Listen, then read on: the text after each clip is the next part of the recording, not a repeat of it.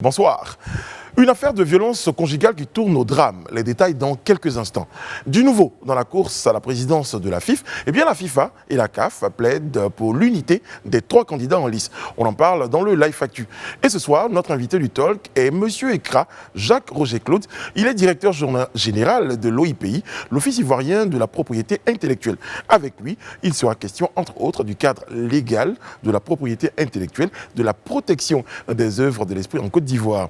Ici, vous le savez, on débat, on analyse, on décrypte l'information comme vous l'avez toujours souhaité. Bienvenue dans notre Live Talk.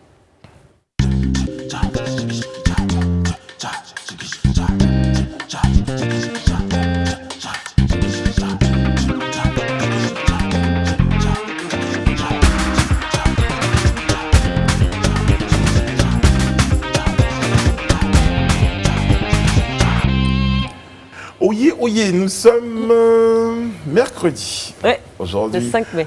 Mercredi 5 mai. Yes. Très très bien. En tout cas, on est très heureux d'être en votre compagnie et de partager ce moment de télévision. Et encore une fois, merci d'être tous les soirs devant vos différents postes de télévision. Tous les jours, quand vous nous rencontrez, vous n'hésitez pas à nous témoigner cet amour-là que vous avez pour ces rendez-vous. Et ça nous fait plaisir. Franchement, il faut le dire, ça nous fait plaisir. En parlant de ça, j'étais à la Poste aujourd'hui et j'ai justement eu une déclaration comme ça de jeunes qui travaillent à la Poste qui nous disaient on regarde Live TV tout le temps, on adore vos programmes, le Live Talk, le Live Weekend, etc. Merci de faire la télé que nous, on peut regarder et qu'on aime. Franchement, c'était super. Très bien. De temps en temps, ça fait plaisir. Ça fait plaisir. Non, mais ça fait tous les jours plaisir, de temps en temps, de recevoir tout ça. Très bien. Bon, Rihanna Assi. Ce soir, on va parler d'un fait insolite en Afrique. C'est Halima Cissé, une jeune malienne de 25 ans qui a donné naissance à 9 bébés d'une même grossesse. Alors, c'est 5 filles et 4 garçons. On appelle ça des nonuplés. Alors, elle n'en attendait que 7, d'après les scanners justement que les médecins avaient fait. Que 7 Que 7, je précise, lorsqu'elle a vu venir 9 bébés. Il faut dire que cette grossesse avait été suivie par le gouvernement malien, qui l'a ensuite emmenée au Maroc pour mieux prendre en charge la grossesse. Les enfants sont nés par césarienne, ils se portent bien. Alors BBC Afrique est une chaîne internationale, a demandé au père comment il accueillait cette nouvelle. Il a dit qu'il ne s'inquiétait pas pour la prise en charge et que c'est Dieu qui avait donné. C'est Dieu qui donne toujours. C'est Dieu qui donne. Non, oui, c'est Dieu qui donne, mais il n'a qu'à aller travailler. Hein, parce que vraiment, c'est pas Dieu qui va nourrir les enfants. Hein, ça, En tout cas, c'est un bel exemple, je pense, de coopération aussi sud-sud. Parce que derrière, elle a pu le faire en Afrique, donc au Maroc. Les deux pays se sont félicités. Les deux pays se sont félicités. Il y a une coopération entre les différents médecins pour le suivi et l'accouchement. Et je pense que c'est à féliciter. Et puis elle rentre dans le livre, le Guinness Book of Records, pour le plus grand nombre d'enfants nés d'une seule femme et d'une même grossesse. Voilà.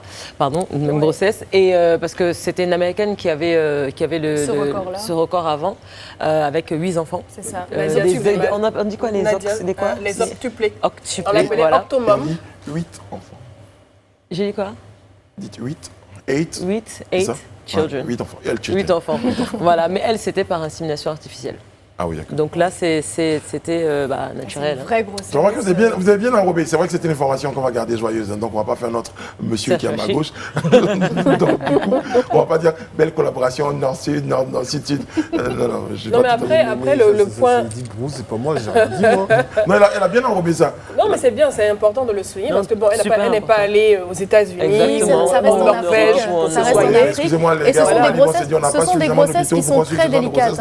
Ce sont des grossesses qui sont très délicates. Risquées, généralement, dans ces cas-là, tous les enfants malheureusement ne survivent pas. Exactement. Sinon, que 2 vont rester en vie ou la mère ne va pas survivre et tout ça. Et là, franchement, on est bien content d'accueillir cette nouvelle. On va espérer la prochaine fois que l'expertise là soit. Oui, mais partagée, après comme c'est pas quelque chose de commun, je pense que c'est aussi pour ça qu'il fallait trouver peut-être un spécialiste dans ce type de. Il faut quand même noter que même l'hôpital qu'il avait reçu donc au Maroc n'avait jamais eu ce genre de cas en interne. Donc, bon. Très bien. Comment il s'appelle, vous avez dit? Halima Cissé. 25 ans seulement. Félicitations Halima Cissé. Je pense que là, c'est bon. En tout cas, elle a rempli toutes les cases, la 9. Ça, c'est sûr. Merci, Rihanna. On va démarrer tout de suite avec l'actualité du jour, les points saillants, c'est dans le Live Actu. L'information beaucoup moins drôle. Cette fois, on parle de cette femme gravement battue à Agboville, dit-on, par son conjoint. Il faut qu'on en parle un tout petit peu. Qu'est-ce qui s'est passé selon vous? Alors c'est justement cette femme qui a été gravement battue par son conjoint. C'est à Agboville que ça s'est passé. Il faut rappeler que l'agresseur est en fuite en ce moment. La victime a été complètement défigurée comme on le voit sur ces images-là. Elle se trouve actuellement internée au centre hospitalier régional d'Agboville, donc au CHR. Et la plateforme justement qui a relayé l'information, donc Police Secours, a lancé un appel aux organisations spécialisées dans la lutte contre les violences basées sur le genre pour une assistance parce que la victime malheureusement n'a pas de moyens et on va dire que justement toutes les charges elle n'a pas pu être prise en charge justement parce qu'elle manque de moyens financiers. Mais il faut quand même rappeler que le ministère de la Femme, de la Famille et de l'Enfant a aussitôt pris des dispositions pour l'accompagner financièrement dans sa prise en charge médicale. Très bien. Je crois qu'on aura plus de détails parce que nous tentons de joindre, je pense que c'est même le cas, Madame Josiane Bessy, elle est directrice du Comité national de lutte contre les violences faites aux femmes et aux enfants du ministère de la Femme, de la Famille et de l'Enfant. Elle est en ligne avec nous. Madame Bessy, bonsoir, vous nous entendez? Oui, je vous entends. Bonsoir, monsieur. Bonsoir et merci d'accepter de répondre à nos questions. Alors, déjà, comment se porte la victime, madame? Je pourrais vous dire que la victime est victime de plusieurs traumatismes, aussi bien physiques que psychologiques.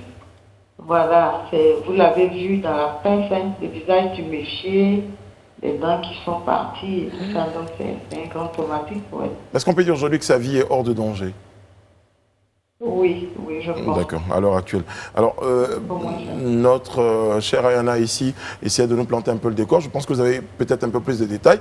Qu'est-ce qui s'est réellement passé pour qu'on aboutisse à cette situation?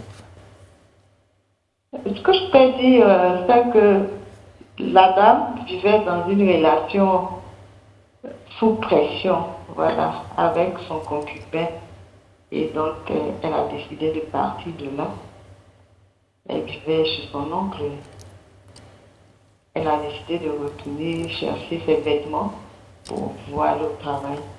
Et c'est là qu'elle a subi la tuerie de son concubin. Qui certainement refusait qu'elle quitte le domicile conjugal. C'est ça. Qui n'acceptait pas. Elle a mal pris la situation, oui. Voilà. Mais il faut dire que déjà, c'est une personne assez violente qui avait l'habitude de la battre. Voilà. Et raison pour laquelle elle a décidé de partir de la maison. Très bien, on en a déjà parlé sur le plateau, on aura l'occasion d'en parler tout à l'heure, de ces situations où la dame a du mal à partir, et le monsieur n'est pas son premier fait, ainsi de suite. On reviendra à cela. Alors madame, justement, vous êtes du ministère, qu'est-ce que le ministère, à son niveau, entreprend de faire pour que cette femme-là bénéficie d'une certaine prise en charge? Ok, déjà il faut dire que le ministère est représenté en région, et donc instruction a été donnée par madame la ministre, et donc le directeur régional, s'est rendu au chevet de la victime pour apporter la compassion de Madame la ministre Mathilimba Touré. Et donc, on a pris également les besoins de la survivante. Et vous avez vu qu'il était question du certificat médical. Et donc, maintenant, le certificat médical sera délivré. Également, on s'est saisi de l'action. Et on a contacté le procureur de la République, Madame le procureur. Voilà. Et donc, l'action est lancée pour la poursuite de l'auteur. Alors justement, il est bon de préciser que ce drame s'est produit à Agboville. C'est d'ailleurs pourquoi vous parlez donc de la prise en charge régionale déjà. Vous rencontrez ce genre de situation et on a envie de dire, malgré tous les efforts qui sont consentis dans la sensibilisation et même souvent dans la répression, on a l'impression que les choses ne s'améliorent pas. Vous partagez mon point de vue? Bon, je ne peux pas dire que les choses ne s'améliorent pas parce que du fait de la sensibilisation, je pense qu'il y a de plus en plus de dénonciations. Et on a beaucoup de partenaires maintenant. Au niveau des réseaux sociaux, on est signalé. Mais il faut dire que le ministère aussi a mis en place la ligne verte, la 1308, justement, à travers de laquelle l'oncle de la victime nous a saisi. Donc, je pense que la sensibilisation porte ses fruits. Et des choses qui étaient cachées auparavant, qui étaient considérées comme tabous, sont dévoilées. Voilà. Et donc, maintenant, tout le monde peut porter plainte, on peut dénoncer. Il y a des voix qui sont offertes aux victimes pour porter plainte. Est-ce qu'on peut avoir maintenant, ce que je voulais souligner et qui a été évoqué dans la presse et les réseaux sociaux, c'est la question du certificat médical. Je voulais dire qu'il y a une circulaire du ministère de la Justice qui dit qu'on peut porter plainte sans nécessairement avoir le certificat médical. Et l'officier de police judiciaire a obligation de recevoir la plainte de la survivante. Donc le certificat médical en principe ne devrait pas être d'obstacle pour les survivants de violences basées sur le genre. Voilà ce que je pourrais dire. Très et bien. même par réquisition, le procureur de la République peut saisir le médecin pour qu'il puisse délivrer le certificat médical. Très bien. Alors, c'est bien noté. Madame Bessy, avant de vous remercier, vous dire au revoir, on a juste envie que vous nous rappeliez ce numéro vert-là auquel on peut faire référence quand on est en détresse face à ces situations-là. Le numéro vert, c'est le 1308. Il est gratuit sur tous les réseaux. Le 1308. Voilà, vous pouvez, oui, maintenant, vous pouvez nous appeler du lundi au vendredi. Pour le moment, il n'est pas 7 jours sur 7. Voilà, nous sommes en train de travailler pour que cela puisse se faire. Très bien. En tout cas, on espère que d'ici là, il sera 7 jours sur 7, gratuit et sur tous les réseaux. Merci beaucoup, Madame Bessy. Je rappelle donc que vous êtes directrice du Comité national de lutte contre les violences faites aux femmes et aux enfants du ministère de la Femme, de la Famille et de l'Enfant. Merci d'avoir accepté de répondre. Je vous en prie, c'est moi qui vous remercie. Merci beaucoup. Voilà. Alors, on l'a bien noté. Hein. Déjà, le premier constat, c'est la gravité de la situation. Quand on voit un peu l'état dans lequel cette dame se trouve, on est horrifié. Voilà, je pense que l'auteur s'apprêtait à commettre un féminicide, parce que jusqu'à défigurer complètement sa compagne, qui était juste venue chercher ses affaires pour retourner chez son oncle, pour fuir cette masculinité toxique, en tout cas qu'elle disait avoir vécu, c'est terrible. Excessif non, aussi, oui, hein, non, mais j'assume ces propos parce que la situation masculinité toxique. Et il faut assumer. On était proche d'un féminicide. Elle a échappé belle.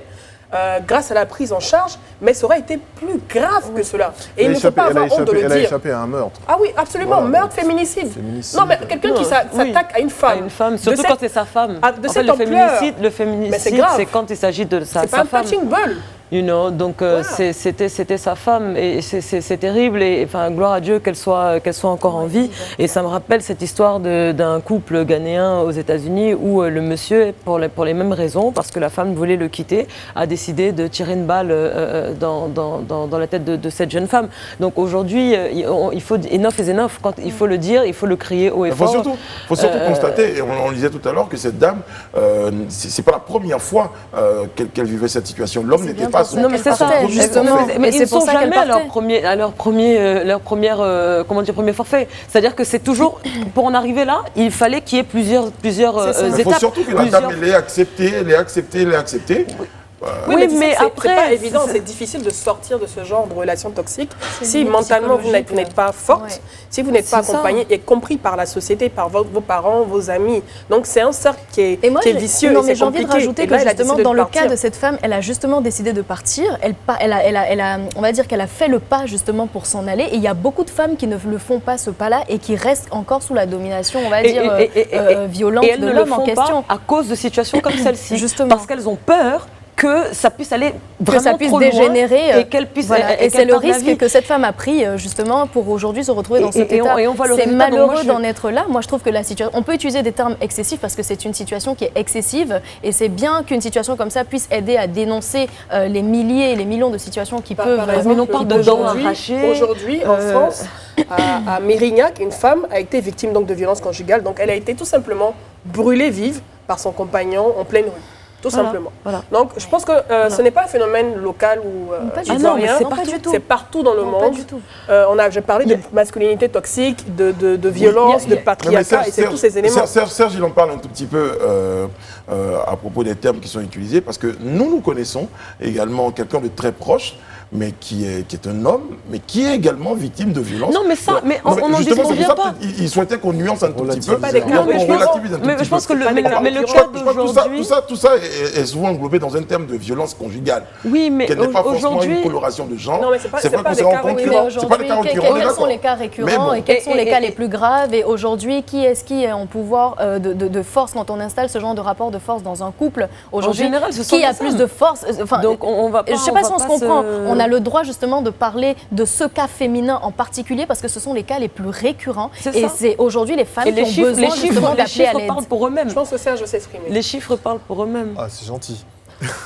Non, mais c'est pas drôle en plus ce sujet-là, et je suis autant touché que vous devant cet acte ignoble posé par cet ancien compagnon, cet Il ex-compagnon. en est conscient quand de il prend la fuite. cette Il dame-là, sait. mais bien sûr, il sait très bien ce qu'il a fait.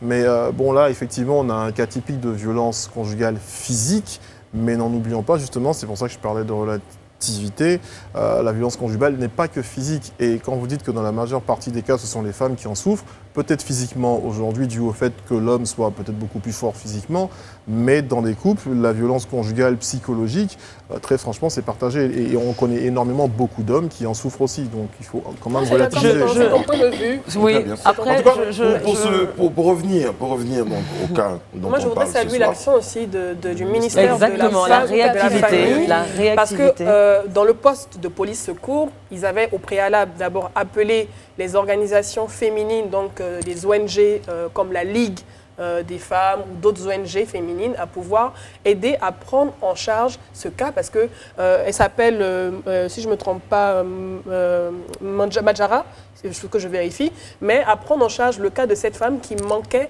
de moyens pour sa prise en charge. Donc Ne serait-ce que l'action, pour son Oui, pour obtenir son le certificat médical et médical. tout ça. Et le fait qu'il y ait une réaction rapide aussi du ministère, c'est vrai qu'on n'a pas l'habitude aussi, parce qu'on a eu beaucoup de cas de ce genre où on n'avait pas vraiment la réaction du ministère de la Famille ou une Aussi- prise de position, aussi, une prise de c'est ça. parole, parce qu'en général, ce sont des organisations comme la C'est Ligue ça. qui se saisissent, qui s'auto-saisissent de ce genre de dossier. Et cette fois-ci, je pense que peut-être c'est le changement au niveau du ministère, on verra bien, mais le fait que le ministère décide maintenant de prendre en charge et de se mettre de s'exprimer, c'est important à saluer également, tout en n'oubliant pas quand même les actions que les ONG comme la Ligue font régulièrement pour accompagner ces femmes. Mais après, justement, une prise en charge, c'est une prise en charge. Et déjà, ce qu'il faut saluer, c'est que la dame a été prise en charge par qui. Après, on Oui, verra. c'est Mais vrai. aujourd'hui, on se rend bien compte que ces situations-là ne passent pas inaperçues. En tout cas, pour celles qui sont révélées. Et qu'il y a cette réaction-là. Et en termes de propositions aussi, parce que bon, c'est vrai qu'elle s'est retrouvée au CHR d'Abbeville, donc dans un centre hospitalier régional.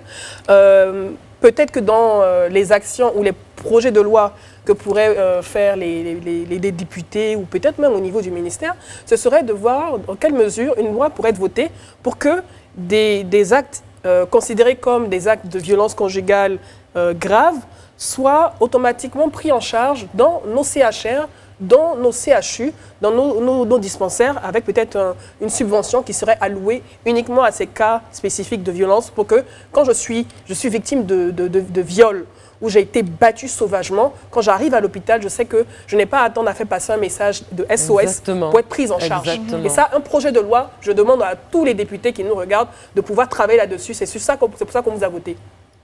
Très bien. Votre engagement. Très bien. Je crois que tu vas. Vous avez tout mon soutien. Voilà. c'est Merci, ça. Serge. Nous tous ici, d'ailleurs. Merci à Voilà, tous. tout notre poids. Et c'est très beau d'en arriver à des propositions concrètes comme ceci, parce Voilà. qu'effectivement, il faut très vite prendre en charge ce genre de cas-là. C'est ça. C'est pour ça que les populations votent. Hein. Voilà. OK. Merci beaucoup, Madame Bleu. On va parler de sport, si Oui. vous voulez bien, pour changer de sujet. Non pas qu'il ne soit pas important, mais bon, il faut qu'on passe à un autre sujet. Eh bien, cette fois, c'est la présidence de la FIF qui intéresse la CAF et la FIFA. Et proposition, ils souhaiteraient, au niveau de la FIF et de la CAF, qu'il y ait l'unité au niveau des trois candidats. À leur niveau, c'est ça? Exactement. Alors, comme je vous le disais lundi soir, donc sur ce plateau, les présidents de la CAF, donc Dr Patrice Motsepe, CH Kouachi. Oui, le milliardaire, bien Le sûr. milliardaire, your best friend, et le président de la FIFA, Gianni Infantino, donc était en visite de travail en Côte d'Ivoire Elle est en forme, le lundi 3 mai et le mardi 4 mai. Donc leur rencontre a débuté avec une rencontre donc, entre les deux présidents et la présidente du comité de normalisation de la FIF, Mariam Dao Gabala. Et puis ensuite, mardi 4 mai, ils ont été au siège de la fédération donc, ivoirienne de football, la FIF, au ministère des Sports ainsi qu'à la présidence de la République. Donc à toutes ces rencontres, ils ont annoncé être pour l'unité, comme tu disais Brice tout à l'heure, des 3 candidats déclarés à la présidence de la FIF. Ils ont exhorté les acteurs du football ivoirien à l'union et à l'entente pour consolider les acquis et poursuivre le positionnement de ce pays qui est la Côte d'Ivoire sur la scène africaine et mondiale. Alors à ce sujet, le président de la FIFA, donc Gianni Infantino, s'est exprimé et puis il a dit c'est un message d'unité d'espoir qu'on vient donner. On ne prend pas parti pour l'un ou l'autre ou pour le 3e candidat. On prend parti pour le football. Et puis Patrice Motsepe, lui aussi, a allé dans le même sens en disant le plus important message pour moi, c'est l'unité. J'ai entendu dire qu'il y a 3 groupes, il faut qu'ils se mettent ensemble. Nous ne supportons pas un groupe, nous avons besoin que le football aille plus haut. C'est notre fierté, aucun groupe n'y arrivera tout seul. La chose la plus importante, c'est de rassembler tout le monde. C'est le message que nous allons passer au ministre des Sports. Et c'est le même message que nous allons passer à la présidence de la République. J'ai une question. Tout ça, c'est bien, mais l'élection, c'est quand? À ce sujet, l'élection, ils l'ont annoncé, aura lieu en novembre 2021. Enfin, et on espère en tout cas que d'ici là, les 3 groupes dont ils ont parlé, les 3 candidats pourront se mettre ensemble parce que je pense que c'est ça qui fera la beauté et la force du football ivoirien aujourd'hui. On a 3 gros candidats, 3 candidats avec des expériences différentes qui ont chacun quelque chose à apporter à ce football, chacun à leur manière. Donc on attend, on va voir. Et puis Mariam Dao Gabala s'est elle aussi exprimée. Puis elle a dit nous n'allons pas lésiner sur les moyens pour amener les 3 groupes. Donc les 3 candidats à la FIF ensemble au mois de novembre 2021. Nous allons faire des élections transparentes pour tous ceux qui voudront se présenter. Voilà, donc elle n'oblige personne, mais voilà, on espère qu'ils vont être fair play. Quand on parle, il faut bien que moi je comprenne. Il y a un truc que moi je comprends pas Oui, aussi. quand on parle d'unité entre les 3 groupes, est-ce que ça veut dire pour une fois les 3 groupes s'entendent pour aller aux élections ou les 3 groupes fusionnent pour avoir une seule Non, je pense que c'est un consensus. Ils souhaitent un consensus derrière un candidat. Un peu comme ils l'ont fait à la FIFA. Comme ils ont fait oui, pour la CAF. Et la CAF, voilà. Exactement. Dans ces conditions-là, pourquoi est-ce qu'on parle d'élection encore?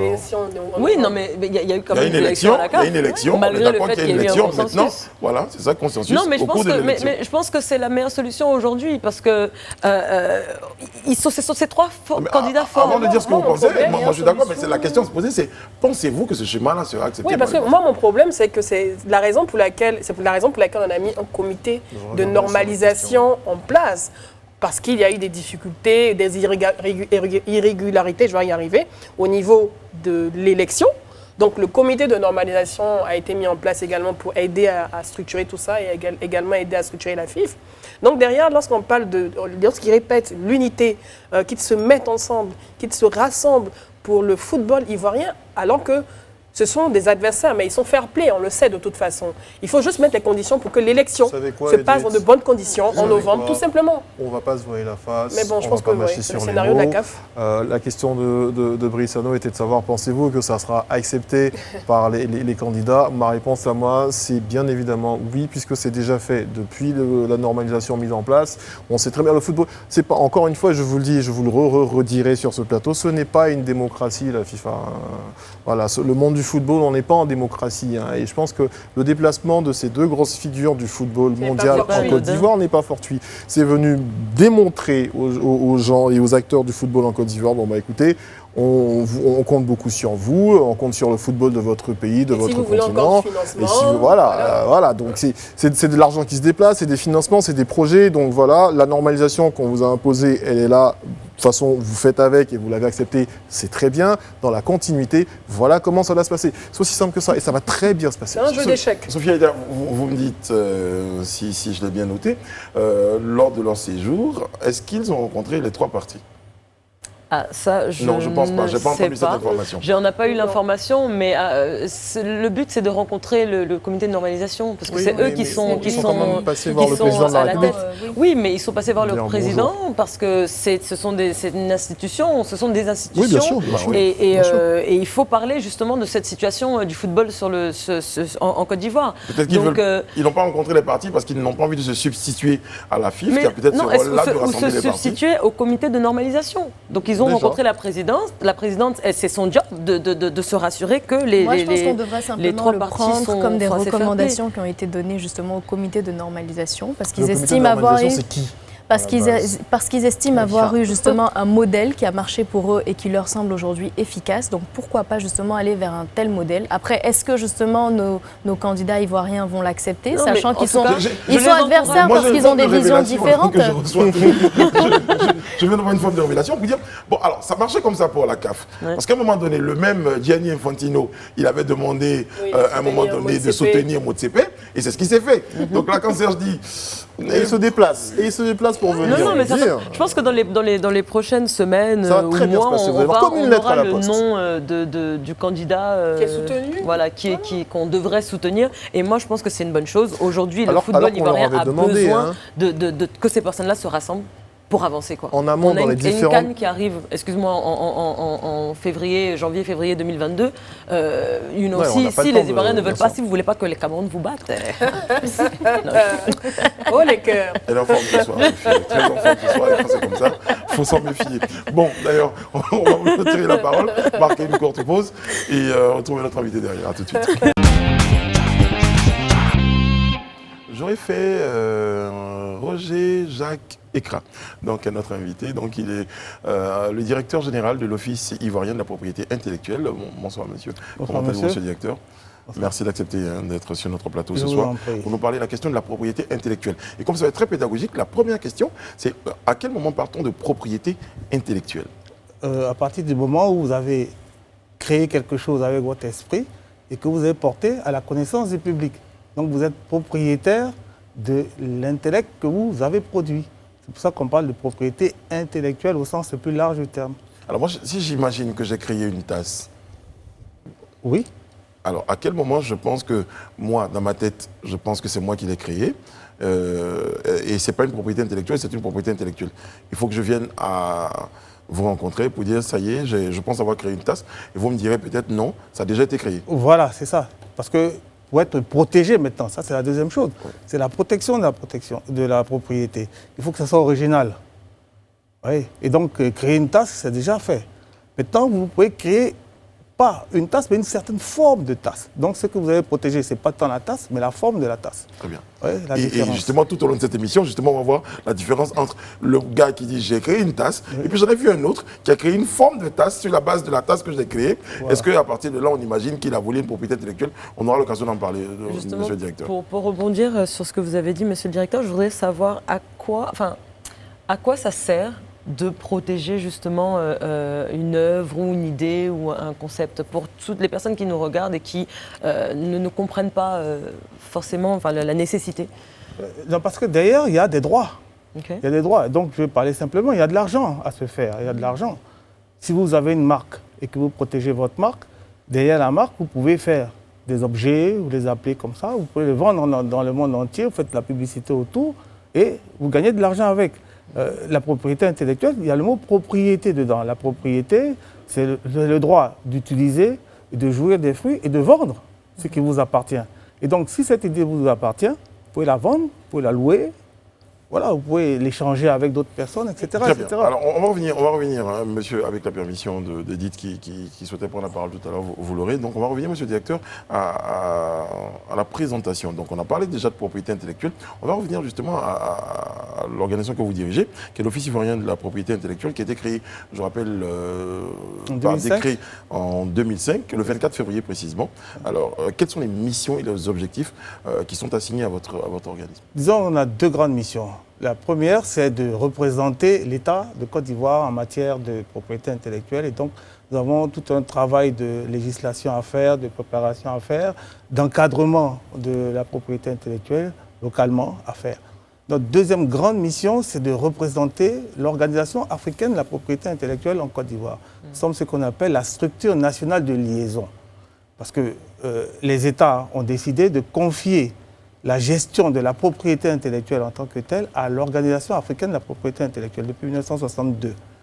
Et pour ne pas que tout le monde se déplace, parce que le siège est à Yaoundé, les États ont décidé de créer, chacun dans leur État, une structure nationale de liaison, de telle sorte que si vous voulez protéger un de vos droits, il vous suffit de vous rendre chez nous, vous enregistrez, et dès lors que vous êtes enregistré chez nous, vous êtes protégé dans tous les autres 17 États membres de l'OAPI au même moment.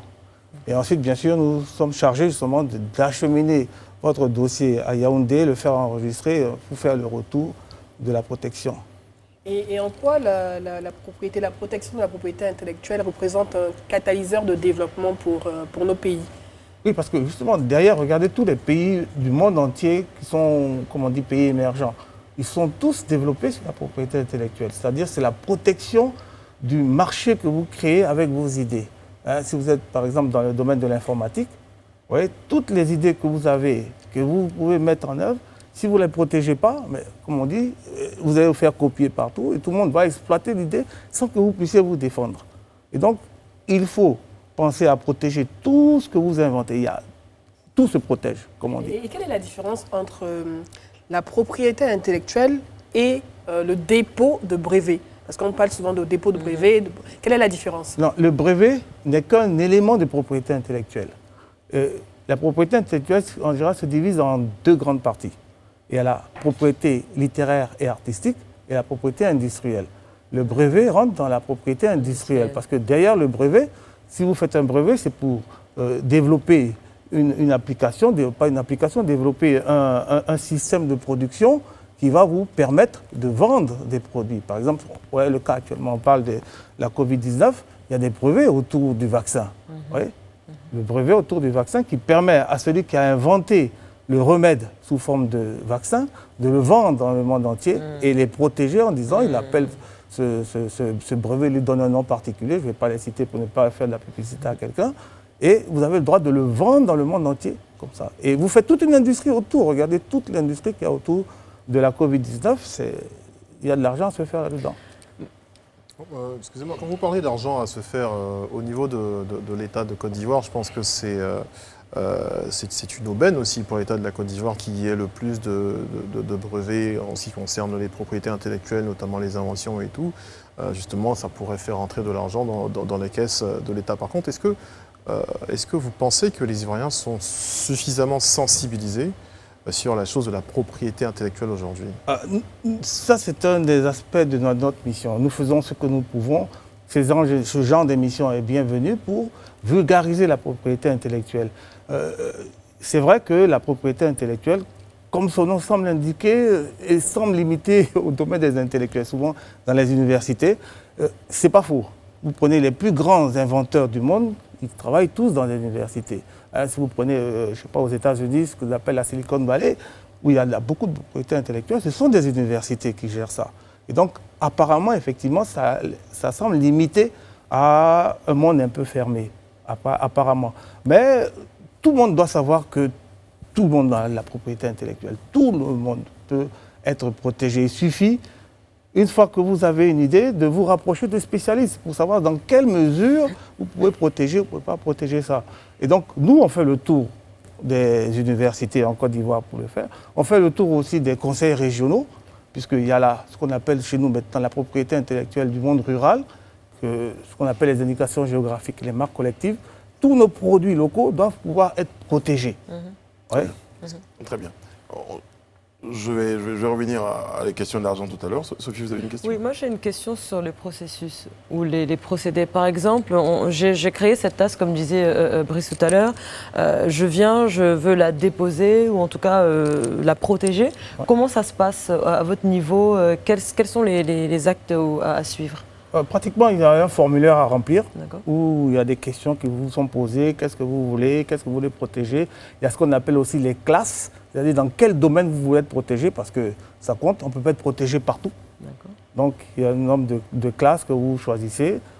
Et puis, en fonction de ça, on enregistre votre demande. On la fait parvenir à Yaoundé et puis en retour, on vous donne un certificat qui prouve que c'est vous qui avez protégé cette tasse-là, sous cette forme-là, à telle date en Côte d'Ivoire. Est-ce que ça peut se faire en ligne, par exemple, comme dans certains pays? Pas encore. Pour l'instant, la demande se fait en ligne, mais vous êtes quand même obligé de venir concrètement chez nous après pour le faire. L'OAPI est en train de voir comment on peut le faire directement en ligne et ça va un peu amoindrir les coûts. Du coup, vous avez des produits, le temps d'acheminer ce dossier à Yaoundé, on a le temps de mener des enquêtes pour voir, pour vérifier que la fameuse tasse qu'on imagine qu'on a inventée n'a pas déjà été inventée et protégée donc, dans les 17 pays. Donc. Voilà. Ça, c'est un conseil que l'on donne. Lorsque vous voulez faire une protection, surtout dans ce genre de domaine, le domaine des marques, on vous conseille de faire ce qu'on appelle une recherche d'antériorité. Parce que l'avantage et l'inconvénient en même temps, c'est que nous avons 17 États. Et ça veut beaucoup de monde. Ce à quoi vous avez pensé en Côte d'Ivoire, peut-être que quelqu'un en Centrafrique y a déjà pensé et l'a déjà déposé avant vous. Alors qu'une fois qu'il a déposé en Centrafrique, il est protégé en Côte d'Ivoire aussi. Parce que la propriété intellectuelle est territoriale. Ouais. Et les 17 États forment un seul et même territoire. Très bien. Il n'y a pas la propriété intellectuelle en Côte d'Ivoire, au Burkina Faso, c'est la même, exactement la même.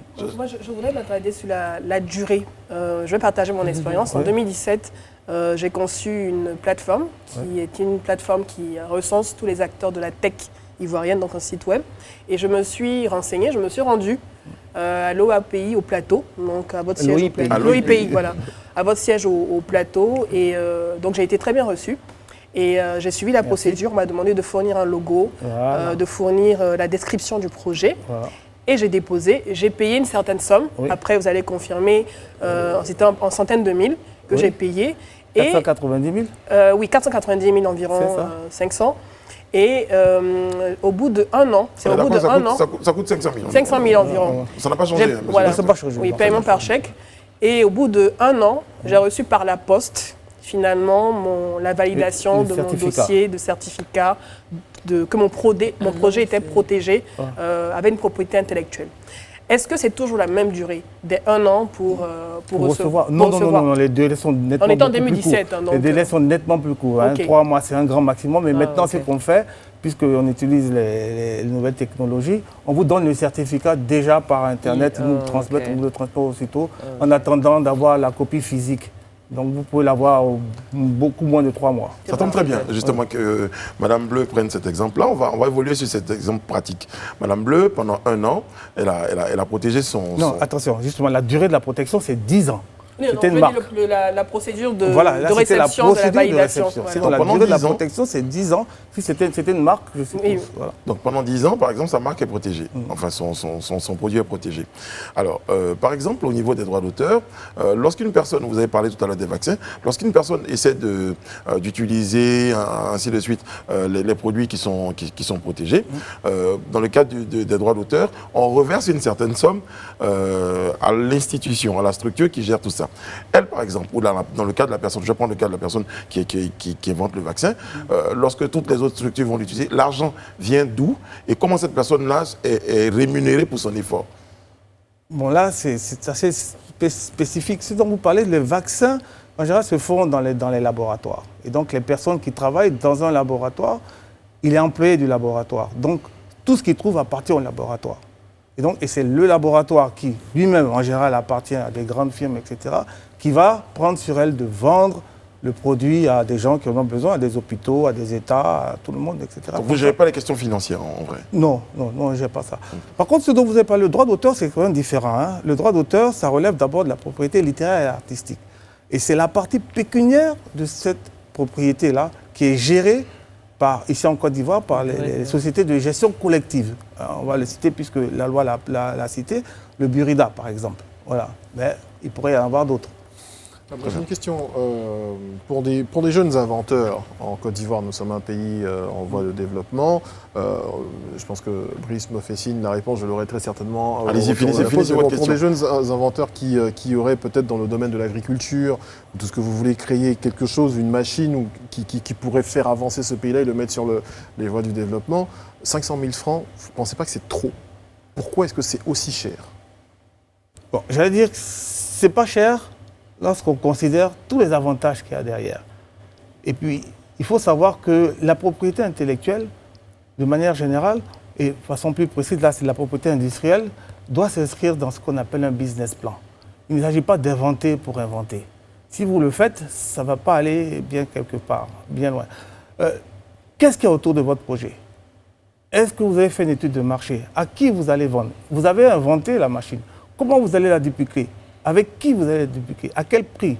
Quels sont les intrants dont vous avez besoin? Est-ce que votre invention permet tous ces intrants? Est-ce que les intrants que vous allez utiliser, vous n'allez pas les payer? Parce qu'eux aussi sont protégés, etc. etc. Donc, et l'autre question à se poser, c'est et si nous ne protégeons pas nos produits, est-ce que de se les faire, entre guillemets, voler ne nous causerait pas plus de préjudice que 500 000? Voilà, c'est ça aussi, plus que 500 000. Et 500 000, c'est sur 10 ans. Si vous faites votre bon business plan, un bon business plan, vous amortissez ça sur une année. C'est-à-dire que les gains que vous allez avoir avec votre produit au bout d'un an, les 500 000, c'est une goutte d'eau dans la mer. Après, on va voir peut-être, c'est pas le COJES, mais bon, pour voir 500 000 francs, pourquoi avoir défini 500 000 francs? On aura peut-être la réponse? Oui, on peut avoir la réponse. D'abord, ce sont des taxes qui sont internationales. C'est par rapport à la place de l'OAPI dans le monde entier. Il ne faut pas oublier qu'il y a des personnes qui vont venir dans l'espace extra-OAPI pour déposer à l'OAPI. Donc, il faut qu'on soit concurrentiel, sans être trop cher. Voilà pourquoi c'est autour de 500 000. L'OIPI donc, a été créé depuis 2005. Alors, à cet effet, ce qu'on a envie de savoir peut-être aujourd'hui, en 2020, combien d'œuvres ont été protégées? Alors, si on veut faire le calcul, ça va être un peu compliqué. Il faut savoir qu'en général, on tourne autour de 1000 actes par an. Voilà. Donc, 1000 actes. Tout compris, marque, brevet, dessin modèle, obtention végétale, éducation géographique, tout confondu, tous les secteurs de la propriété intellectuelle, propriété industrielle, puisque la propriété littéraire artistique ne passe pas par nous pour la protection. C'est autour de 1000 par an. Donc, et nous sommes les premiers en Afrique. 1000 par an, le plus grand nombre. Donc 500 000 francs par 1000, ce sont des taxes internationales, vous nous avez dit. Oui. Combien reste en Côte d'Ivoire? Alors, ça, c'est un système qui est interne à l'OAPI. Il nous reverse une partie qui est équivalente pour tous les 17 États, parce que nous sommes tous égaux. Oui. Donc, on a tous la même chose. On a une subvention de fonctionnement et une subvention d'investissement. Vous disiez tout à l'heure, et je pense que ça a un tout petit peu été englouti dans la réponse ou dans la question de Serge, vous disiez qu'on était en Côte d'Ivoire les tout premiers dans l'espace OAPI, oui. Oui. Avoir un plus grand nombre d'actes qui sont déclarés pour être protégés. Oui. C'est bien ça. Moi, je voudrais revenir sur le manque de visibilité de l'OIPI. Ouais. Je baigne dans le monde des concours de start-up en tant que membre du jury depuis une dizaine d'années. Et en général, les jeunes qui participent à ces concours, ou bien les jeunes entrepreneurs, les start-up, ne savent même pas l'existence de l'OIPI. Elles se demandent comment protéger leur projet parce qu'il y a eu beaucoup d'histoires de vol, de projets. On m'a volé mon projet, on a volé mon idée. Alors comment vous faites pour accompagner ces jeunes, ces start-up? Pourquoi on ne vous voit pas régulièrement prendre part au concours de start-up? Par exemple, il y a un salon des inventeurs qui existe depuis de nombreuses années. Il y a des inventeurs qui inventent. Ouais. Mais est-ce que vous êtes associés? Pourquoi on ne vous voit pas suffisamment sur le terrain? Bon, peut-être que nous ne sommes pas bien en avant et que les organisateurs ne nous mettent pas en avant. Mais sinon, on participe à tout. Le salon de Innova dont vous parlez est fait sous l'égide de l'OIPI.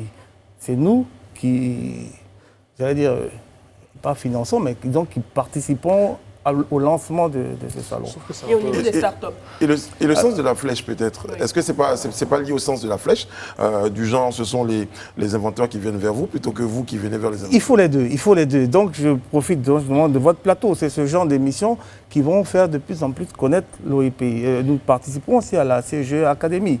Oui. Mais peut-être aussi que, je ne sais pas s'il y a une direction de communication au sein de votre agence qui peut justement mettre en place ce genre de stratégie pour pouvoir être visible. On va résumer toutes ces questions-là pour dire, monsieur le directeur, on souhaiterait que vous communiquiez beaucoup plus. Oui, voilà, je suis d'accord. Je suis conscient que la communication est quelque peu difficile. Quand vous parrainez tout ce que Edith vient de préciter, est-ce que ça vous arrive de subventionner, voire d'offrir des brevets. Nous vivons des subventions, donc il nous sera difficile d'accorder des subventions à d'autres. Je trouve un peu que c'est un peu le serpent qui se mord la queue aussi à un moment, parce que c'est vrai que vous il y a beaucoup d'événements auxquels nous vous participons. gagnez de l'argent sur justement le fait que les inventeurs et autres viennent chercher des brevets pour pouvoir être propriétaires intellectuels, mais en même temps, on sait aussi que l'État pourrait gagner à favoriser justement le dépôt ou l'enregistrement. Oui,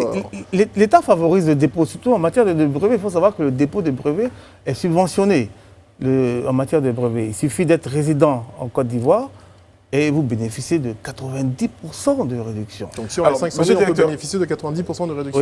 Oui. Il va falloir connaître les conditions. Monsieur le directeur. Non, les conditions sont simples. Hein.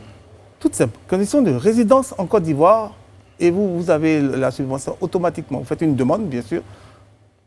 Vous faites une demande, vous nous présentez le dossier, on fait un résumé de votre... J'adresse une lettre à monsieur le ministre en expliquant pourquoi c'est intéressant et vous souhaitez. En général, monsieur le ministre ne refuse pas. Parce que nous avons fait l'analyse, nous a confié le dossier, ce n'est pas pour le refuser ensuite. Monsieur le directeur, on entend souvent des gens dire « j'ai eu mon idée qui a été volée ». Bon, déjà, il faut protéger l'idée. Voilà. Et maintenant, au cas où vous avez protégé votre idée et que vous avez l'impression qu'elle a été volée, c'est quoi la procédure? On vient vers vous, comment ça se passe? Oui, bon, en général, il faut saisir les tribunaux parce que c'est une question de délit, de litige qui se passe. Il faut d'abord saisir les tribunaux. C'est la première des choses à faire. Et c'est le tribunal qui va revenir vers nous en disant il dit être protégé.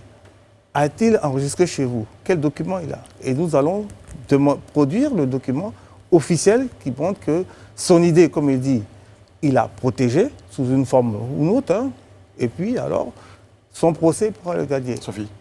Non, moi j'avais une question par rapport aux réseaux sociaux, parce que je sais que beaucoup de gens se plaignent aujourd'hui, des stylistes, des artistes ou des personnes qui créent des émissions, que d'autres personnes copient leur travail. Donc est-ce qu'ils ont le droit de pouvoir revendiquer quand ils sont à travers les réseaux sociaux, quand ils ont posté leur travail, même s'ils ne l'ont pas enregistré? Est-ce qu'ils peuvent venir vous voir? Comment ça se passe pour ces personnes-là? Tout dépend de ce qu'ils veulent protéger. C'est ça la question, parce que si vous avez une idée d'émission, etc., et que vous ne la formalisez pas, vous n'écrivez pas, vous ne faites pas, comme vous dites chez vous, un script, c'est ça, un script d'émission, et que c'est ce script d'émission qui est connu, etc., vous ne pouvez pas dire qu'il a volé votre idée. Donc l'idée, tout le monde a, hein, comme je dis souvent, mais la meilleure des choses, si on pouvait enregistrer nos rêves, on serait les hommes, les personnes les plus riches du monde. Voilà, parce qu'il faut la matérialiser, l'idée. Tant que vous ne l'avez pas matérialisée quelque part, vous ne pouvez pas dire que cette idée vous appartient. Parce que la propriété demande un document de propriété. Sans ce document, on ne peut pas vous aider. En fait, si on tient à son idée, il faut la protéger. Il faut la protéger. Il faut l'enregistrer quelque part. Combien de types de propriétés intellectuelles il existe? Ce que je dis, il y a deux, propriété littéraire artistique et propriété industrielle. Voilà. Avant, il y avait la propriété commerciale, mais elle a été rangée dans la propriété industrielle. Non, industrielle. Commerciale, ce sont les non commerciaux. On va me trouver peut-être un peu chauvin pour cette question-là, monsieur le directeur. Le siège de l'OAPI, il va demeurer à Yaoundé ou un jour on peut l'espérer en Côte d'Ivoire? C'est une convention internationale qui date de 1962, comme on dit, des pères de l'indépendance. Et je ne vois pas un président actuellement essayer de remettre ça en cause. Et ça fonctionne bien comme ça, je pense. Voilà. On a beaucoup sur de sièges ici aussi. Sur ce, cheers. Partager.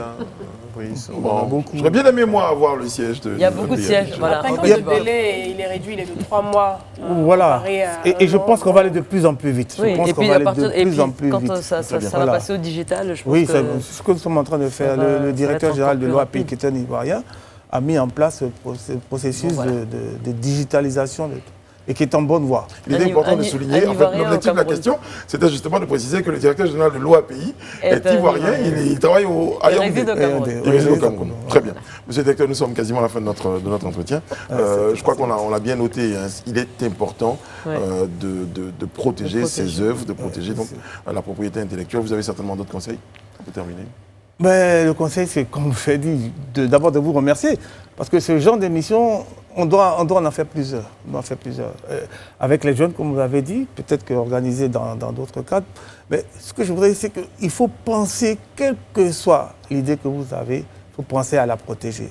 Venez nous voir, on dit sous quelle forme la protéger. Parce que souvent, il suffit parfois, la propriété littéraire artistique, ça suffit. Mais il faut aller au-delà. Si vous voulez vraiment avoir un bénéfice, ça, il faut commercialiser l'idée. Est-ce que les deux types de propriétés ont le même prix? Non. La propriété littéraire artistique, c'est gratuit. C'est gratuit. C'est gratuit. C'est gratuit parce que l'œuvre se protège d'elle-même. Il suffit de la porter à la connaissance du public pour qu'elle soit protégée. Vous chantez votre chanson dans une radio, ça suffit.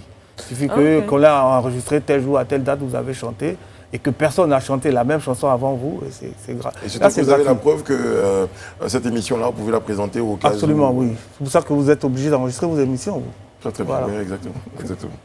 Et puis j'imagine que vous avez des déclarations des propriétés, des inventions farfelues que vous avez certainement... Non, rien n'est farfelu, On peut tout exploiter. Nous sommes là justement pour expliquer aux demandeurs en quoi ils peuvent enregistrer et dans quel domaine ils peuvent enregistrer. Moi, je vous dis, j'ai inventé une tasse, monsieur le directeur. Voilà, tout le monde dit j'ai inventé ça. Tout le monde pense que le brevet, c'est vrai que le brevet, tout le monde veut en avoir un, pense que c'est l'acte de propriété intellectuelle par excellence. Ce n'est pas vrai.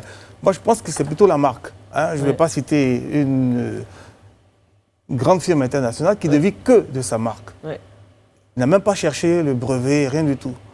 Parce qu'un brevet, c'est vrai que c'est protégé, mais le brevet, il a une limite de protection dans le temps qui est de 20 ans. Alors que la marque, elle est protégée à vie. Est-ce que je peux protéger mon nom comme une marque? Oui. Normalement, non. Ok. Ah bon? Non. Votre nom personnel, sauf si vous renoncez à votre nom et que vous le donnez à votre produit. La marque, c'est le nom du produit. Votre nom à vous, c'est le nom personnel que vous pouvez utiliser pour faire du commerce. Par exemple, votre nom commercial. Ça, vous pouvez faire le commerce sous votre nom. Mais le produit, on vous demande de différencier le produit, le nom du produit du nom du On a beaucoup de patronymes qui finissent comme marque. Oui, il y a beaucoup de patronymes qui finissent comme marque. Ensuite, justement, le problème, c'est que votre patronyme est une marque, et l'autre, c'est son patronyme aussi. Il a le droit d'utiliser ça comme, et ça peut créer des confusions. On ne peut pas l'empêcher d'utiliser. Donc, trouver des noms originaux. En général, la propriété intellectuelle, il faut que ça soit original. Monsieur le directeur, juste pour ma gouverne, pour terminer cette émission, donc on a l'OAPI, l'OIPI en Côte d'Ivoire, l'OAPI au niveau Jean-Villes-Sceaux régional et à l'international. Est-ce qu'il existe d'autres structures? Oui, il y a l'OMPI, Organisation mondiale de la propriété intellectuelle, dont le siège est à Genève, en Suisse. Très bien. Merci beaucoup, monsieur le directeur. Et vous l'avez dit, on aura certainement d'autres occasions. Je suis preneur. Nous aussi. Merci d'avoir été en notre compagnie. On vous retrouve demain sur ce même plateau là pour un autre numéro du Live Talk. D'ici là, prenez soin de vous, prenez soin de la Côte d'Ivoire. Que Dieu vous garde.